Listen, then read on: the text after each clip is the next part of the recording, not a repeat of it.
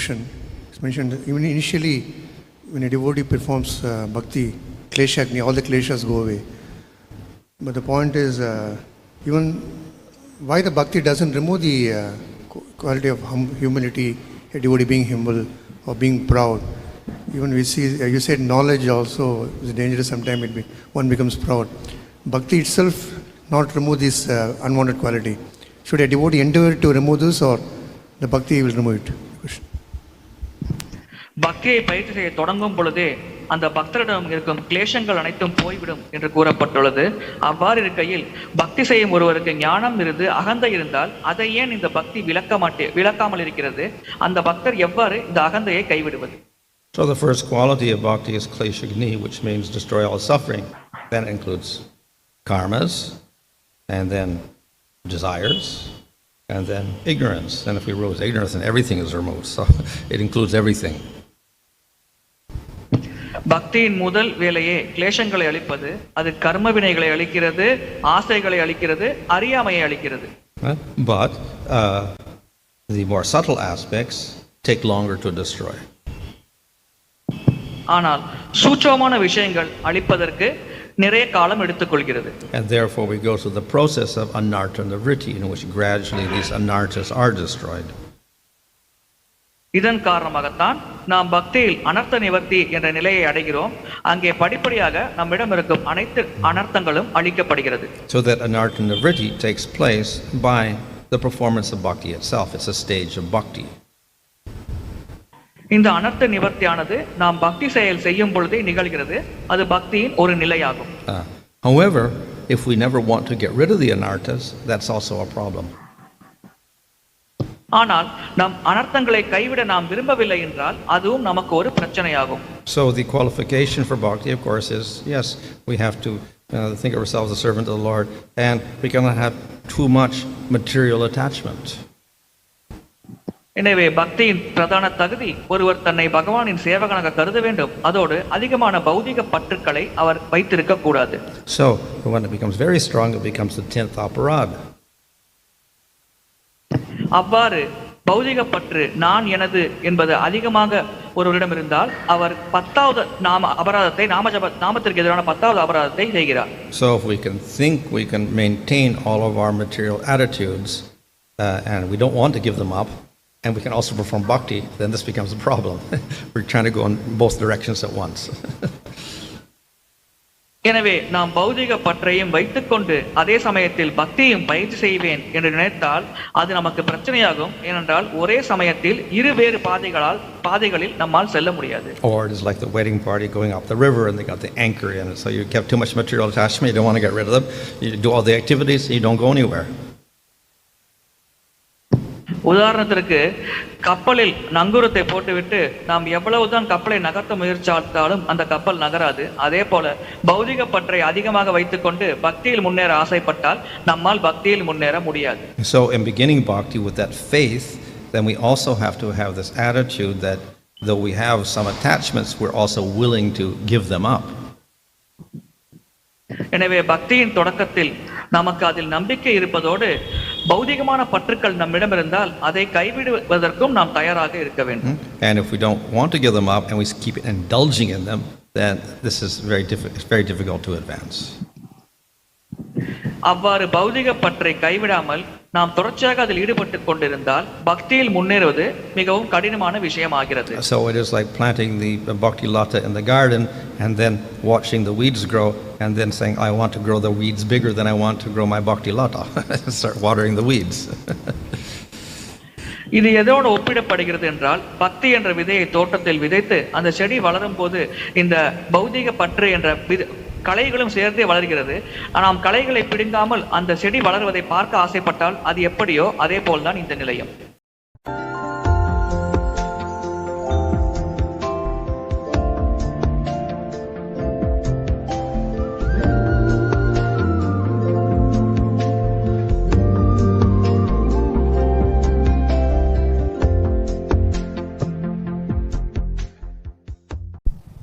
Like, there is a verse also, the Naham bi pranasanaraboti, that verse. Now, how to develop this then? Because simultaneously two things cannot happen, correct? ஒரே சமயத்தில் நாம் இரண்டையும் எவ்வாறு வளர்த்து கொள்ள முடியும்? That means what? I'm not a Brahman, I'm not Kshatriya. Yeah. Well, I'm the servant of the servant of the servant of Krishna. நான் ஒரு பிராமணன் அல்ல, அதே சமயத்தில் நான் ஒரு தாசான தாசன் என்பதை நாம் எவ்வாறு ஒரே சமயத்தில் வளர்த்து கொள்ள முடியும்? So that is the same as the practice of bhakti. We begin and then we go through an artana vritti, nishta ruchi, sakti bhava, prema. இது பக்தியை ஆரம்பிப்பது போன்ற ஒரு நிலையாகும். ஆகவே நாம் பக்தியை பழக ஆரம்பிக்கும் பொழுது அனர்த்த நிவர்த்தி என்ற மற்ற நிலைகளையும் நாம் கடந்து செல்ல முடிகிறது. So that is our goal. அவை நமது குறிக்கோள் அல்ல. Just like uttama bhakti is our goal, anya abhilashita shunya, but it may not be done perfectly in sadhana. அந்யாபிலாஷித சூன்யம் என்ற உத்தம பக்தி நிலையே நமது குறிக்கோளாக இருந்தாலும் சாதனை செய்யும் பொழுது அது குறைகளற்ற நிலையில் செயல்படுத்த முடியாமல் போகலாம். But if we don't have that goal, we'll never achieve it. ஆனால் அந்த ஒரு குறிக்கோளை, தூய பக்தி என்பதை குறிக்கோளாக நாம் வைத்துக்கொள்ளவில்லை என்றால் அந்த நிலையை நாம் எப்பொழுதுமே அடைய முடியாது. So though we haven't achieved it, we can meditate on that goal. ஆகவே அந்த குறிக்கோளை அடைவதற்காக நாம் அந்த குறிக்கோளின் மீது தியானிக்கலாம்.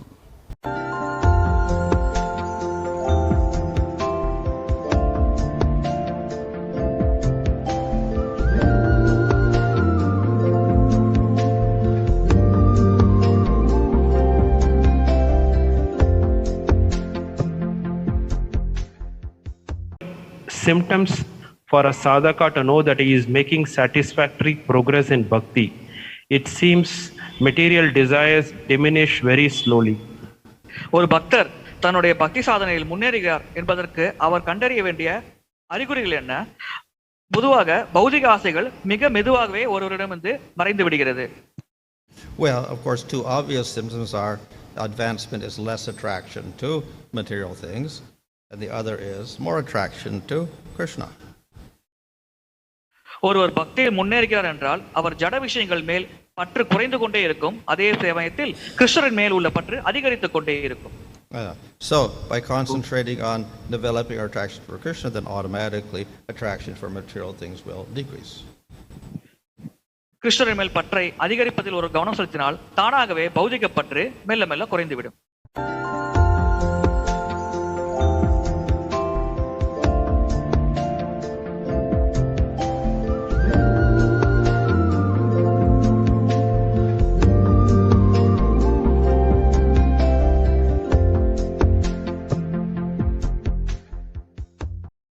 Hare Krishna Maharaj, generally out of sight, out of mind.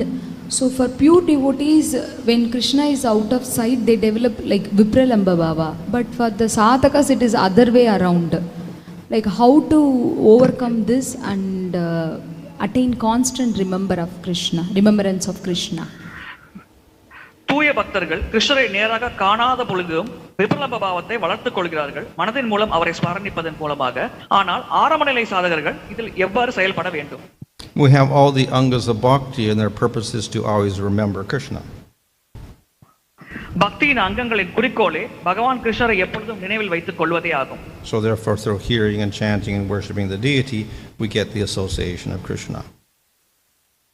நாம ஜபம் செய்து கிருஷ்ணரை பற்றிய கதைகளை கேட்டு விக்கிரக வழிபாடு செய்வதன் மூலமாக நாம் கிருஷ்ணரின் சங்கத்தை பெறுகிறோம்.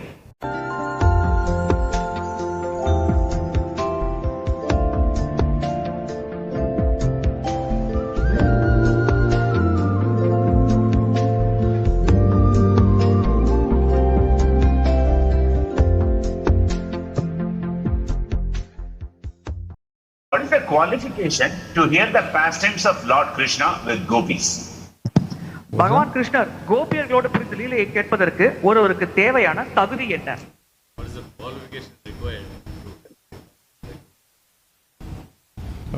Well, of course, the devotee is interested in anything related to Krishna. பக்தர் கிருஷ்ணர் தொடர்பான எந்த விஷயத்திலும் ஆர்வமுடையவராக இருக்கிறார். And devotees will have different attractions to Krishna's pastimes. பக்தர்கள் பகவான் லீலைகளில் பல்வேறு நிலைகளில் ஈர்ப்பு கொண்டுள்ளார்கள். So they may be attracted to a certain rasa, so therefore that will be their attraction. அவர்கள் ஒரு குறிப்பிட்ட ரசத்தின் மேல் ஈர்க்கப்படலாம். அதுவே அவர்களுடைய பிரதானமான ஈர்ப்பாக இருக்கலாம்.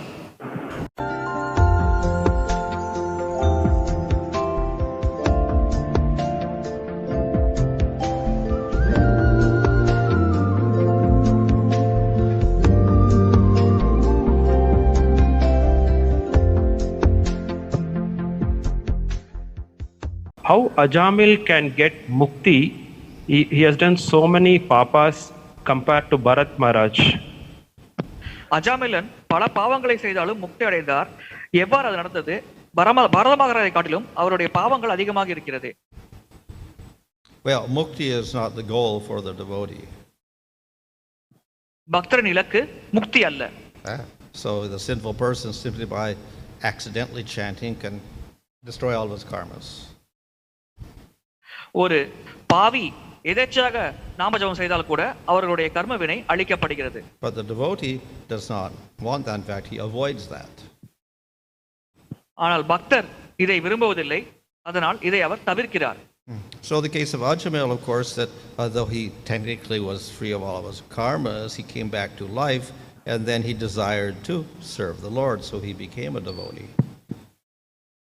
அஜமலனை பொறுத்தவரை அவருடைய கர்மவினை அழிக்கப்பட்டாலும் அவருடைய வாழ்க்கை தொடர்ந்து நடந்து கொண்டே இருந்தது.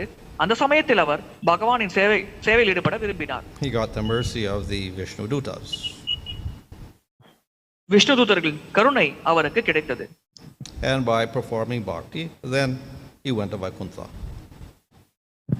அதன் பிறகு பக்தி பயிற்சி செய்து அவர் வைகுண்டத்தை அடைந்தார்.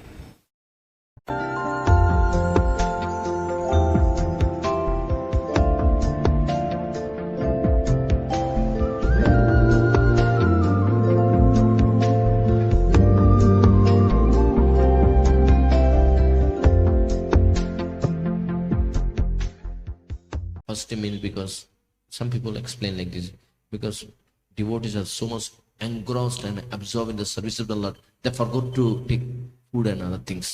There's also explanation we get sometime. மக்கள் சில சமயம் பக்தர்கள் பகவானின் சேவையில் பூர்ணமாக மூழ்கி ஈடுபட்டிருக்கும் காரணத்தினால் அவர்கள் உணவு எடுக்க மறந்து விடுகிறார்கள். இதுவே உபவாசம் என்று சில மக்கள் விளக்கம் கொடுப்பதை நாம் பார்க்கிறோம். Like Janmashtami and other festival, I'm saying. Oh.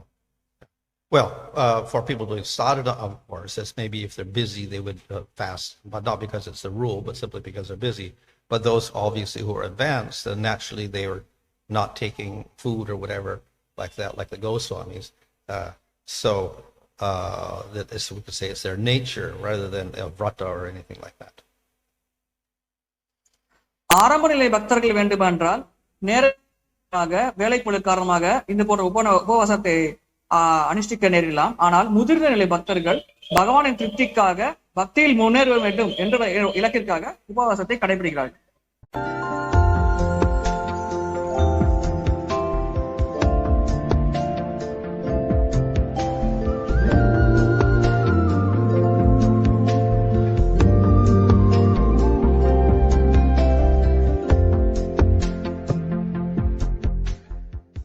But those who are doing sadhana bhakti, they don't have such a vision, then they will also have to make some distinctions.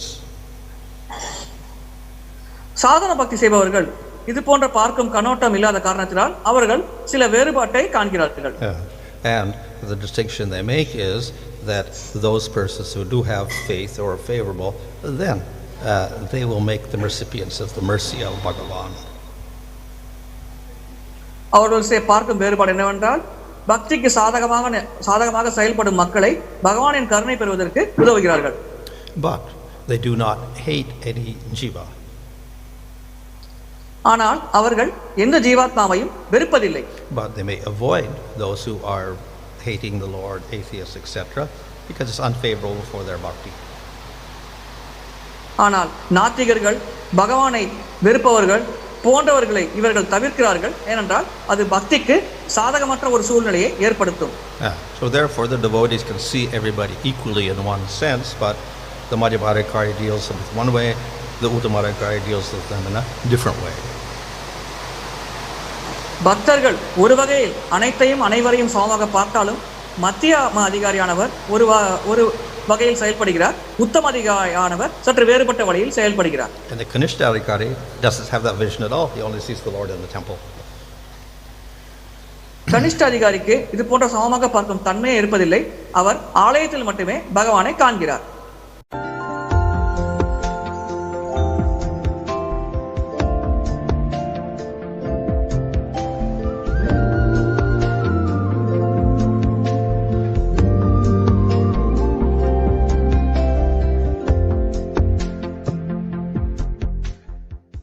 See, there are two things in the sadhana bhakti. One is called internal, one is called external things. Internal things like say fasting and this kind of thing, internal, and like wearing tulsi mala, putting tilak is external. So how much this is significance in our devotee's life to have this kind of symptom? Which one?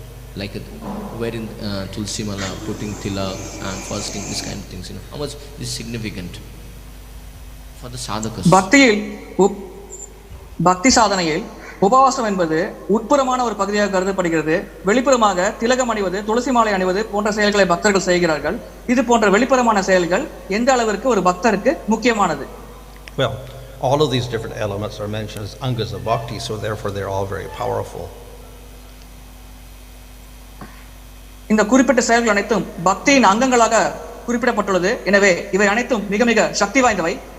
But then some are more powerful. ஆனால் சில அங்கங்கள் இன்னும் அதிகமாக சக்தி பெற்றுள்ளது. So generally we'll concentrate on those that are more powerful. எனவே பொதுவாக நாம் அந்த மிக மிக அதிகமான சக்தி வாய்ந்த அங்கங்களின் மேல் கவனத்தை செலுத்துகிறோம். And the most powerful is of course Nam Sankirtan.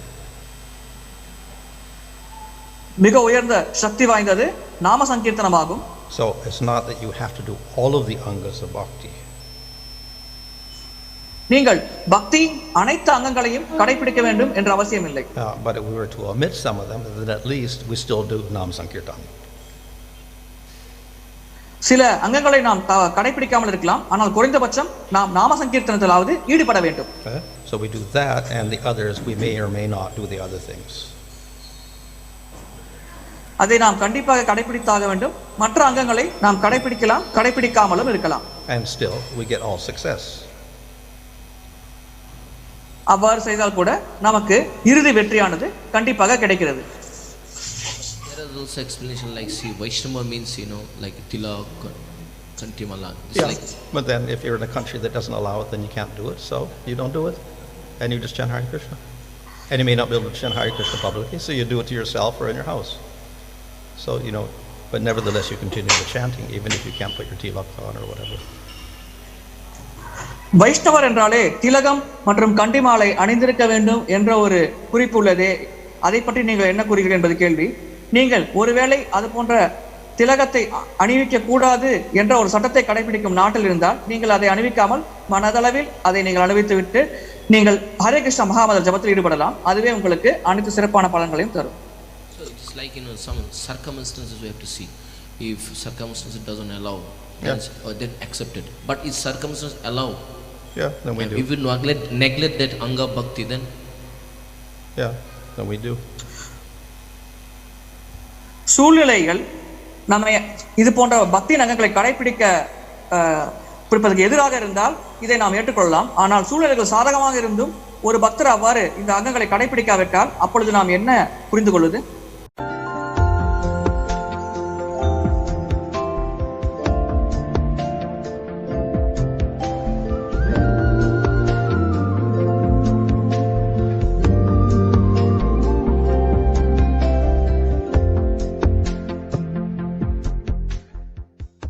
Thus, the Anyavilashita Sunyam verse considered the foundation of pure bhakti. அன்யாபிலாஷித சூன்யம் என்ற பதம் தூய பக்தியின் அடித்தளம் என்று கருதலாமா? That verse is defining uttama bhakti or pure bhakti. அந்த பதத்தில் உத்தம பக்தி அல்லது தூய பக்தியை பற்றி விளக்கப்பட்டுள்ளது. And that is the key verse for the whole of the nectar devotion. அந்த பதமே மொத்த பக்தி ரசாமத சிந்துவின் முக்கியமான பதமாக கருதப்படுகிறது. And it's through that bhakti then you could experience rasa. பக்தியின் மூலமாக ஒருவர் ரசங்களை அனுபவிக்க முடியும். And thus, it is also the key verse for bhakti as expressed in the Srimad Bhagavatam. அந்த பதம்தான் ஸ்ரீமத் பாகவதத்தில் விளக்கப்படும் பக்திக்கும் பிரதானமான பதமாக கருதப்படுகிறது. So all other types of bhakti will be mixed. வேறு அனைத்து வகையான பக்திகளும் கலப்பட பக்தியாக இருக்கும். They will give results, but they will not give the final result. அந்த வழிமுறைகள் பலன்களை தரும், ஆனால் இறுதியான இலக்கை ஒருவரால் அடைய முடியாது.